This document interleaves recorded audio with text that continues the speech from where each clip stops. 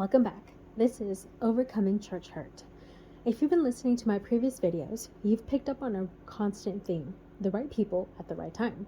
But what about when you meet the wrong people, or the times that the people you least expect are the ones that break down in ways you never thought possible? In my walk with Christ over the past 7 years, I have encountered people of all backgrounds, religions, and communities. Despite the lessons I've learned, whether good or bad, I'm now grateful for each and every single one. I have been kicked out of fellowship groups for the most innocent of actions, to looked down upon for not wearing dresses, to being told what to do, gaslit when I called out these behaviors, to being completely welcomed as family. Each time I was rejected, I took it personally. My intents were pure, my heart was pure, and yet I was labeled with some terrible things. In one moment, I went from being seen as who I was to labeled by a misunderstanding. I wasn't welcome back, I was told. I tried to apologize, make amendments, take accountability, and right my wrongs, but the damage had already spread like fire. In those communities, my relationships broke down, and before I knew it, I was in a constant internal tug of war. I was frustrated that I had done nothing wrong, irritated about the slander against me, and annoyed by the increase of warfare. But in the midst of that, I started to question my identity. An old wound also arose to the surface that I had to be perfect in order to be accepted. But I never thought that the people of the church would be the ones I'd have some of my hardest battles with. So when all these things took place, I wasn't prepared. I was operating from a place of mistrust, refusing to allow myself to be vulnerable with strangers in the church.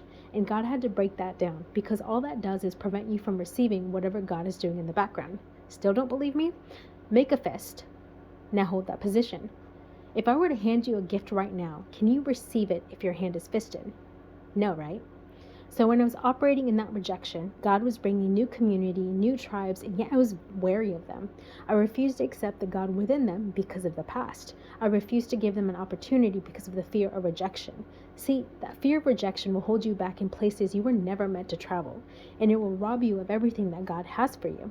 And yet, as I've said before, some things happen that are out of our control. Is every person, whether they be in the church or outside of it, for us? No. That's why it's important to heed the instructions of the Holy Spirit. Walk in discernment. Ask God to open your eyes, ears, and heart to discern the people that cross your path. And if and when rejection keeps in, cancel it. Take authority over yourself as you have boldness. Command that brokenness out of your soul. Speak life into your spirit and invite the Holy Spirit in. Allow His truth to cover the lies.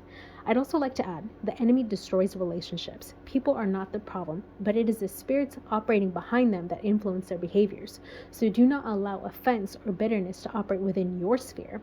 Do not let it gain access to you and influence your decisions. Cancel it immediately. And one thing I've also noticed in my walk is each time a divine connection broke down, there was already another on its way. Will I pretend to understand all of this? No. God works in mysterious ways. And this I know, He has continuously brought amazing people in the church and outside of it into my life. And I trust that God will continue to do that.